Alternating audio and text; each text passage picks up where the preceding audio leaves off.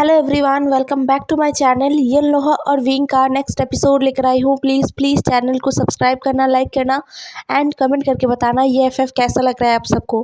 तो पिछले एपिसोड में हमने देखा था विंग कैसे चुपकर निकल चुका था अपने घर से वांगजी को ढूंढने के लिए, और रास्ते में ही उसे कुछ वन सैनिक मिले थे जो उसका पीछा कर रहे थे। अब विंग उनसे अपने आप को कैसे बचाएगा, कैसे विंग उन वन सैनिकों से खुद का पीछा छुड़ाएगा, चलिए देखते हैं।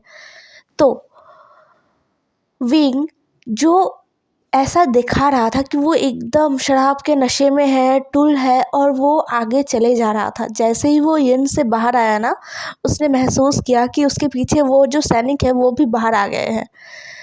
विंग लड़खड़ाते हुए इधर उधर टहलते हुए आगे बढ़ता गया। ये रास्ता कहाँ जा रहा है ये विंग को नहीं पता। कुछ देर चलने के बाद विंग ने महसूस किया कि सामने एक खाई है। तो विंग का दिमाग फिर गया, मतलब हाँ, उसके दिमाग में जो चल रहा था ना वो और भी ज़्यादा अच्छे तरीके से चलने लगा। पहले तो उसने कुछ अलग सोच कर रखा था, लेकिन सामने खाई देखकर उसने कुछ अलग ही सोच लिया कि हाँ, अब ये करना है, जो पहले सोचा था वो नहीं करना। जैसा सोचना वैसा ही करना। विंग अपने सोच को लेकर ही आगे बढ़ता गया और धीरे धीरे वो खाई की तरफ बढ़ गया। वो सैनिक भी विंग के पीछे पीछे आ रहे थे और देखना चाहते थे कि ये अल्फा करना क्या चाहता है, क्योंकि उनके मुताबिक ये एक अल्फा है। खाई के पास आके विंग अपने घुटनों पर बैठ जाता है और नीचे झुक जाता है, जैसे कि वो नीचे कुछ देखने की कोशिश कर रहा है। वो पूरा एक शराबी है ऐसा वो दिखाने की कोशिश कर रहा था, और उसकी आवाज़ भी लड़खड़ा रहा था। वो अपने लड़खड़ाते हुए आवाज़ में कहता है, कोई है क्या? कोई है यहाँ पर? आह, क्या ये घर है? मुझे घुसना है। क्या कोई यहाँ पर सुंदर ओमेगा मिलेगा मुझे? वो ऐसे चिल्ला रहा था। वो सैनिक जो विंग के पीछे आए थे ना, वो ये सब बातें सुनकर आपस में कहते हैं कि ये तो पूरा टल्ली हो चुका है, इसका क्या करना, ये कोई काम का नहीं है। हमने इसके पीछे समय ऐसे ही ज़ाया किया है। ये नॉर्मल एक अल्फ़ा है जो कल्टीवेटर भी नहीं है। हमारा पूरा वक्त ज़ाया हुआ। ये कहते हुए वो सैनिक आपस में ही बात करने लगे। फिर एक सैनिक ने कहा, अब क्या करना इसके साथ? दूसरा सैनिक कहता है, इसकी वजह से हमारा कितना वक्त ज़ाया हुआ, इससे थोड़ा सज़ा तो मिलना ही चाहिए। इसे यहीं पर इस खाई से धकेल देते हैं तो ये मर जाएगा। ये सुनकर बाकी सैनिक भी सहमति से अपना सर हाँ में हिलाते हैं। फिर वो सैनिक आगे आते हैं। एक सैनिक, मतलब वहाँ पर 4 सैनिक थे, तो उनमें से एक आगे आता है और कहता है, सुनो लड़के, तुमने हमारा बहुत बहुत वक्त ज़ाया किया है, तुम कोई काम के नहीं हो, तो अब जिंदा रह के भी तुम्हारा कोई काम नहीं है। ये कहते हुए वो सैनिक विंग को पीछे से धक्का देने ही वाले थे। विंग ने तुरंत फुर्ती दिखाया और वहाँ से हट गया। वो एकदम खाई के किनारे पर था, तो जैसे ही विंग हट गया ना, वो सैनिक अपना बैलेंस संभाल नहीं पाया और वो खाई से सीधा नीचे गिर गया, जिसे देखकर बाकी 3 सैनिक तो डर गए और हैरान हो गए कि क्या हुआ। उन्होंने देखा कि ये जो अल्फा है उसने कुछ किया भी नहीं, वो बस सामने से हट गया था। तो उनको लगा कि शायद ये एक दुर्घटना है और कुछ नहीं। लेकिन वो जो सैनिक गिरा है वो ज़रूर ही मर चुका होगा। हाँ, क्यों नहीं मरेगा, बचने का कोई सवाल ही नहीं उठता। इतने ऊंचे खाई से गिरा है तो ज़रूर ही मर जाएगा। उसका चिल्लाने का आवाज़ थोड़ा सा सबके कानों में आया था, फिर कुछ भी नहीं। कुछ गिरने का आवाज़ आया धड़ाम से नीचे, लेकिन वो बहुत ही कम, मतलब बहुत ही धीरे से आया था। बहुत ज़्यादा ऊंचा था ना, इसलिए वो सैनिक आपस में एक दूसरे का चेहरा देखने लगे और विंग को देखने लगे। विंग जो नशे में होने का नाटक करते हुए कहता है, हो ये क्या था? कौन कौन मेरे पहले घर में घुस गया? इस घर में मैं पहले आया था, तो तुम कैसे आगे घुस गए? बाहर आओ, अभी के अभी बाहर आओ। तुम नहीं जा सकते। यहाँ पर एक सुंदर ओमेगा है और वो ओमेगा मेरा है। तुम बाहर आओ जल्दी से। कौन गया है अंदर? बाहर आओ। विंग के ऐसे चिल्लाने को सुनकर वो सैनिक परेशान हो गए बहुत ज़्यादा, और उन्हें गुस्सा भी आया। उनका एक सैनिक मर गया है तो उनको गुस्सा आना तो लाजमी है। अब वो तीनों सैनिक एक साथ आए और उन्होंने कहा, तुम्हारी वजह से हमारा हमारा एक साथी मर गया। तुम बेवकूफ़ अल्फ़ा, तुम पीकर टल्ली हो गए हो। तुम्हें पता भी है कि तुम कहाँ पर खड़े हो? यहाँ पर कोई घर नहीं है और वहाँ पर कोई ओमेगा भी नहीं है। हमारा साथी मर चुका है और वो भी तुम्हारी वजह से। अब तो तुम गए काम से। ये सुनकर विंग उन तीनों सैनिकों की तरफ इतने मासूमियत से देखता है कि उसे तो कुछ पता ही नहीं है ये लोग क्या बोले जा रहे हैं। ऐसे वो देख रहा था और कहता है, तुम लोग मुझे बेवकूफ़ बना रहे हो ना। यहाँ पर एक घर है, मैं देख पा रहा हूँ कितना सुंदर घर है और मैं देख पा रहा हूँ कि वहाँ देखो, ठीक वहाँ विंग खाई के एकदम गहराई में दिखाते हुए कहता है कि वहाँ एक ओमेगा, वो कितनी सुंदर है, वो खड़ी है वहाँ पर। मैं देख पा रहा हूँ, तुम लोग क्यों नहीं देख पा रहे हो? तुम लोग अंधे हो और मुझे बेवकूफ़ बना रहे हो। मैं कोई बेवकूफ़ नहीं हूँ, मैं बहुत चालाक अल्फ़ा हूँ। ये सुनकर वो सैनिक परेशान हो गए और भी ज़्यादा गुस्सा भी हो गए। उनमें से एक सैनिक कहता है, ठीक है, तुम्हें वहाँ पर ओमेगा दिख रहा है ना, तो मैं तुम्हें दिखाता हूँ। मैं तुम्हें खुद उस ओमेगा के पास भेजता हूँ। ये कहकर वो सैनिक विंग को धक्का देने आता है और विंग उस सैनिक का हाथ पकड़ के पाँव में एक ज़बरदस्त लात मारता है, जिससे वो सैनिक पूरा उछल के खाई में गिरता है। जिसे देखकर बाकी बचे दो सैनिक एक दूसरे को देखते हैं हैरानी से। विंग जो उन लोगों का हैरानी का पूरा फ़ायदा उठाता है और उन दोनों को भी एक एक करके खाई में धकेल देता है। ये इतना अचानक से हुआ और ये कुछ ऐसा था जो उन सैनिकों ने सोचा भी नहीं था कि उनके साथ कुछ ऐसा हो जाएगा। इसलिए विंग ने इस मौके का पूरा फ़ायदा उठाया और उन सैनिकों को कुछ समझने का मौका दिए बिना ही उनका काम तमाम कर दिया। और फिर वो अपने हाथ को झाड़ता है ऐसे जैसे उसके हाथों में बहुत धूल लग गया है। फिर वो कहता है, मुझसे पंगा लोगे, मेरा पीछा करोगे? तुम्हें पता भी है कि मैं कौन हूँ? ये कहते हुए विंग ने एक बार खाई की तरफ देखा और वहाँ से चला आया। वो सीधा यन में आया और अपने कपड़ों को समेट लिया। सुबह होने से पहले वो यन से निकल जाएगा। ये सोचकर विंग ने अपने कपड़ों को समेटा और सुबह होने से पहले ही वो यन से निकल गया और अपने सफ़र में चला गया। सफ़र वो पैदल कर रहा था तो उसे वक्त लग रहा था। वो घोड़े से नहीं जा सकता। अगर वो घोड़े से जाएगा तो लोगों का नज़र उस पर पड़ेगा।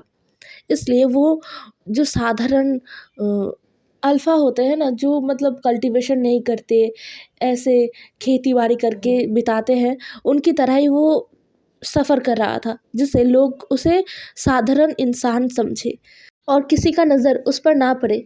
इसलिए तो उसे वक्त लग रहा था। खैर, अगले दिन पूरा सुबह विंग बस चलता रहा। दोपहर के वक्त वो लैंड क्लैन पहुंचा था। लैंड क्लैन में कोई भी नहीं है। यहाँ के बचे कुचे लोग और जो डिसिपल्स हैं उन सबको अलग अलग क्लैन में रखा गया है, तो लैंड क्लैन फ़िलहाल पूरा खाली है। सरी टाउन में वन क्लैन के सैनिक भरे पड़े हैं, इसलिए विंग बहुत ही सावधानी से आगे बढ़ता है। उसे इतना तो पता चल गया है सरी टाउन को देखकर कि अगर यहाँ पर इतने सारे वन सैनिक हैं जो वन सैनिकों का जो कपड़े हैं वो पहनकर घूम रहे हैं, तो न जाने कितने ऐसे लोग हैं जो साधारण इंसानों के कपड़ों में भेष बदल के हैं। और विंग इतना भी समझ गया था कि जो ऊपर कबीला है वहाँ पर भी वन सैनिक होंगे। विंग अपना दिमाग चलाता है और सोचता है कि वो कैसे कबीले में घुसे। सीधे रास्ते से वो नहीं जा सकता। तो विंग और लंजा जिस रास्ते से कबीले से बाहर निकलते थे छुपकर, उसी रास्ते से विंग अब कबीले में जाएगा। विंग ने सोच लिया और फिर वो वन सैनिकों के नज़रों से छुपकर आगे चला गया और ठीक उसी रास्ते से वो कबीले के अंदर गया। उसे पता था ये सारे रास्ते वन सैनिकों को नहीं पता होगा, क्योंकि वो लोग तो यहाँ पर रहे नहीं हैं, तो उनको इस रास्तों के बारे में पता नहीं है। इसलिए ये सारे रास्ते एकदम ही खाली है, यहाँ पर कोई पहरा देने के लिए नहीं है। जैसे ही विंग कबीले के अंदर पहुंचा ना, उसका दिल बहुत दुखने लगा, क्योंकि उसे दिख रहा था बहुत कुछ वहाँ पर साफ़ सुथरा किया गया था, लेकिन जगह जगह पर खून, जगह जगह पर जो घर है जो क्वार्टर्स हैं लैन क्लैन के वो टूटे फूटे हैं, कुछ जलाए गए हैं। लैन कुरान का जो क्वार्टर है, जो मॉर्निंग कोर्ट है, जो जगह पर विंग पढ़ा करता था, मतलब जिस जगह पर क्लासेस लिए जाते थे, वो भी पूरा जला दिया गया है। तो ये सब कुछ देखकर विंग का दिल बहुत ज़्यादा दुख रहा था, बहुत ज़्यादा। उसे बिल्कुल भी अच्छा नहीं लग रहा था, उसकी आंखों से आंसू आ गए थे। लेकिन उसने खुद को संभाला और अपने मन में कहा, लंजा, मुझे पता है तुम आस-पास हो, तुम लैन क्लैन से दूर नहीं हो, लेकिन तुम हो कहाँ पर? ये सोचते हुए विंग आस-पास देखता है। उसे महसूस होता है कि नहीं, कबीले में कोई भी नहीं है। तो वो जाता है जिंगशी की तरफ। जिंगशी मेन कबीले से थोड़ा दूर है और पीछे की तरफ है। तो विंग जिंगशी की तरफ जाता है। जिंगशी की तरफ भी कोई नहीं है। विंग सीधा जिंगशी में चला जाता है। जिंगशी जलाया नहीं गया था, लेकिन तोड़ फोड़ किया गया है। यहाँ पर भी चीज़ों को तोड़ा गया है। यहाँ पर लज्जा का जो टी टेबल है वो टूटा हुआ है। बिस्तर पूरा उलट पुलट किया गया है। सारे बुक्स आधे से ज़्यादा नीचे पड़े हुए हैं, कुछ कुचले गए हैं, कुछ को फाड़े गए हैं, जिन्हें देखकर विंग को दर्द हुआ। ये सारे बुक्स लंजा के सबसे पसंदीदा बुक्स हैं। इन्हें लंजा हमेशा पढ़ा करता है। विंग कुछ और सोच नहीं पाता, उसका दिल बहुत ज़्यादा भार हो गया था, बहुत भारी महसूस हो रहा था उसे। उसका दिमाग भी एकदम बंद हो गया था, वो सोच नहीं पा रहा था कि वो लंजा को कहाँ ढूंढे। उसे पता है कि अगर वो यहाँ पर रहकर थोड़ा शांति से सोचे तो उसे कोई ना कोई रास्ता मिलेगा। इसीलिए वो सीधा वांगजी के बिस्तर पर बैठ जाता है, जहाँ से वांगजी का खुशबू आ रहा था, वांगजी के फेरोमोन का सेंट आ रहा था, जिसे पाकर विंग वांगजी के बेड पर लेट जाता है और सोचने लगता है कि वो कहाँ लंजा को ढूंढ पाएगा। उसका शरीर थका हुआ है, वो कल पूरा रात नहीं सोया था, रात को ही वो निकल आया था यन से, और पूरा रात वो चला था और सुबह भी वो कहीं भी नहीं रुका था। वो सीधा अभी दोपहर ख़त्म होने वाला है, अभी जाके वो अपने शरीर को थोड़ा आराम दे रहा है। तो जैसे ही वो वांगजी के बिस्तर पे सोया और वांगजी का जो फेरोमोन है वो उसे महसूस किया, विंग का आँखें अपने आप ही बंद हो गया। विंग ने अपनी आँखों को शांति से बंद कर लिया। थोड़ा सा आराम उसे करना ही होगा, वरना वो अपने दिमाग को नहीं चला पाएगा। ये सोचते हुए विंग लंजा के फेरोमोन को महसूस करते हुए उसके बेड पर ही सो गया। लगभग 3 घंटे बाद विंग ने अपनी आँखों को खोला। उसे अब अच्छा लग रहा था, बहुत ज़्यादा अच्छा। उसका दिमाग भी एकदम फ्रेश हो गया था।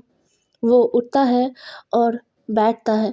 जैसे ही विंग बैठता है ना, उसे महसूस होता है कि हाँ, वंश ने लैन क्लैन को पूरी तरीके से तबाह कर दिया है, लेकिन पूरे लैन क्लैन को नहीं जलाया है।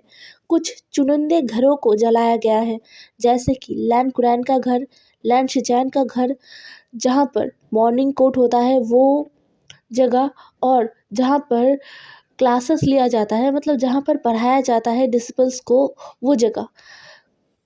इन जगहों को जलाया गया है, बाकी जगहों में तोड़ फोड़ किया गया है और कुछ नहीं। वो अगर चाहते वन सैनिक तो वो जला देते ना, मतलब तोड़ फोड़ करने में ज़्यादा वक्त लगता है, इसे जलाना आसान होता है, तो वो जला सकते थे, लेकिन जलाया नहीं। विंग ने अपने दिमाग पर और जोर डाला। अगर लैन शिजान और लैन कुरान इन दोनों का ही घर, इन दोनों का ही क्वार्टर जलाया गया है, तो जिंगशी को क्यों नहीं जलाया गया? जिंगशी को बस तोड़ फोड़ क्यों किया गया? जिंगशी भी तो लैन क्लैन के सेकंड यंग जेट का घर है, मतलब क्वार्टर है, तो उसे भी जलाया जाना चाहिए था। इसे क्यों नहीं जलाया गया? ये सवाल जैसे ही विंग के दिमाग में आया ना, विंग सोच में पड़ गया। फिर उसके दिमाग में कुछ आया और वो उठकर खड़ा हो गया। वो बिस्तर के पीछे जाता है और एक दीवार पर हाथ रखता है। जैसे ही विंग ने उस दीवार पर हाथ रखा ना, उसे कुछ महसूस हुआ। उसे याद आया कि हाँ, ये जगह वो भूल कैसे गया। विंग ने उस दीवार को थोड़ा जोर लगाकर धक्का दिया तो वो दीवार खुल गया। वो जगह जंक्शन से बाहर निकलने का एक सीक्रेट डोर है।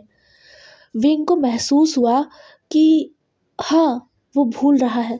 वांग जी, लैन शिचैन और कुछ डिसिपल्स गायब हैं।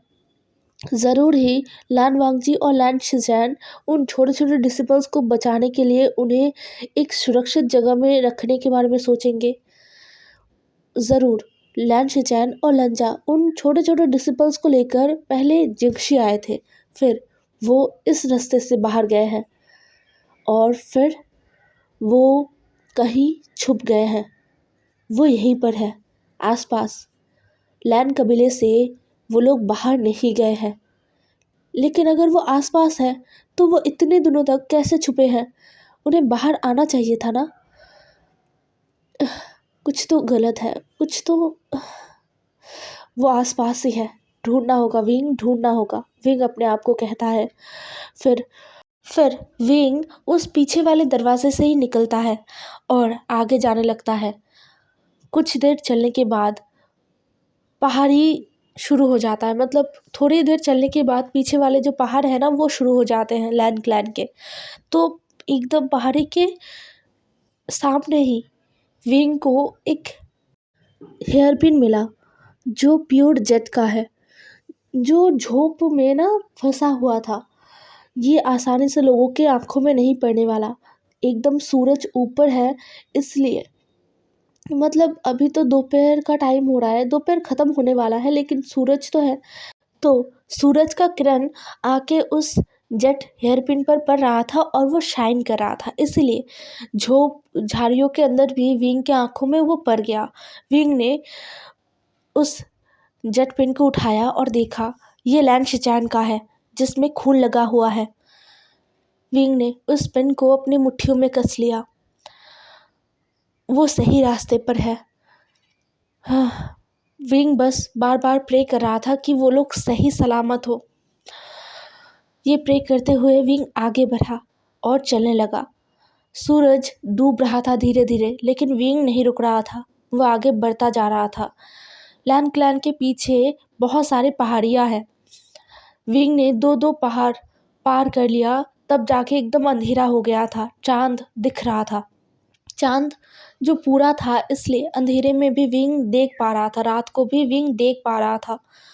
उसे चलने में आसानी हो रहा था और विंग नहीं चाहता कि वो कोई भी आग जलाए या फिर फायर तालिस्मान जलाए, क्योंकि उसे पता है कि वेंस का जो ब्लैक मैजिक का बहुत पावर होता है ना, तो वेंस ने हर जगह अपने उल्लुओं को भेज कर रखा है। हर क्लैन के ऊपर उनके उल्लू घूम रहे हैं।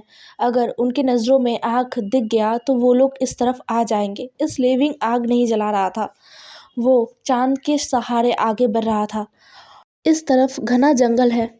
विंग वांगजी के साथ क्लैन के पीछे वाले पहाड़ी पर तो बहुत बार आया है, लेकिन उसके आगे वो कभी नहीं गया है, ना ही वांगजी कभी गया है विंग को लेकर।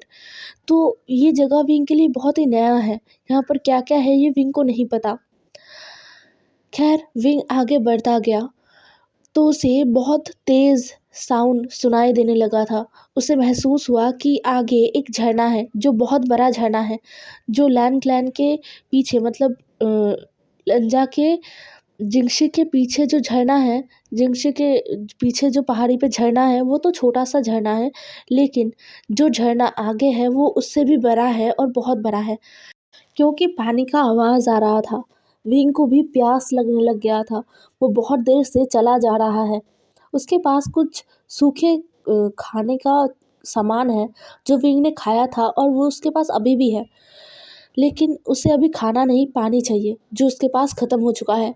इसलिए विंग उस झरने की तरफ दौड़ पड़ा, लेकिन जितना वो जा रहा था उसे महसूस हो रहा था कि वो झरना उसके पास से दूर भाग रहा है। ऐसा नहीं है, झरना बहुत दूर है और पानी का आवाज़ आ रहा है, विंग को प्यास लगा है, इसलिए उसे ऐसा महसूस हो रहा था कि वो झरने के पास पहुंच नहीं पा रहा।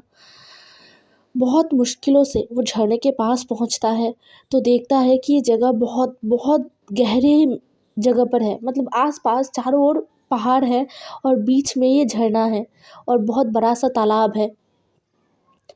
विंग ने आसपास देखा तो उसे कोई दिखा नहीं। उसे झरना का जो पानी है वो चमकता हुआ दिखा, चांद की रोशनी में पानी चमक रहा था। विंग जल्दी से वहाँ पर गया और पानी पिया। पानी बहुत ठंडा था, जो विंग के लिए बहुत बहुत राहत देने वाला था। वो पानी पीकर बैठ जाता है। उसका पैर दुख रहा था। बैठकर विंग सोच रहा था, लंजा क्या यहाँ पर नहीं है? मैंने तो सोचा था कि लंजा यहीं पर होगा। हाँ, मेरे हिसाब से लंजा को यहीं आसपास ही होना चाहिए, लेकिन वो क्यों नहीं मिल रहा है? वो गॉड से प्रे करता है कि बस एक बार लंजा को मिलवा दे, उसे और कुछ नहीं चाहिए। ये कहते हुए विंग अपने सर को झुका लेता है। तभी उसके कानों में कुछ आवाज़ आता है, कुछ हिलने का, पत्तों का, झाड़ियों का हिलने का, कुछ पैरों की आवाज़ आता है। विंग ने सोचा कि वो वन सैनिक होंगे। विंग हैरानी से सोचता है कि वन सैनिक यहाँ पर भी आ गए। ये ये लोग यहाँ पर कैसे आए? ये हैरान कर देने वाला था विंग के लिए। वो तुरंत उठता है और छुप जाता है और छुपकर देखने लगता है कि कौन है। विंग छुपकर देखता है तो झाड़ियों के अंदर से कुछ छोटे बच्चे निकल आते हैं, जो 10, 11, 12, 14 इतने सालों के बच्चे थे, इससे ज़्यादा नहीं उनका उम्र। वो सारे लैन क्लैन के बच्चे थे।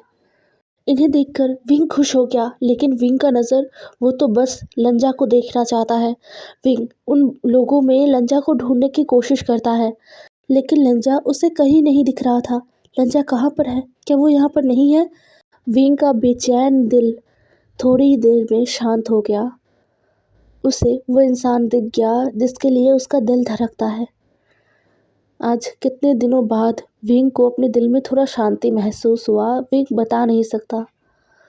हे एवरीवन, आज का एपिसोड यहीं पर ख़त्म होता है। नेक्स्ट एपिसोड में मिलते हैं। ज़रूर बताना आज का एपिसोड कैसा लगा।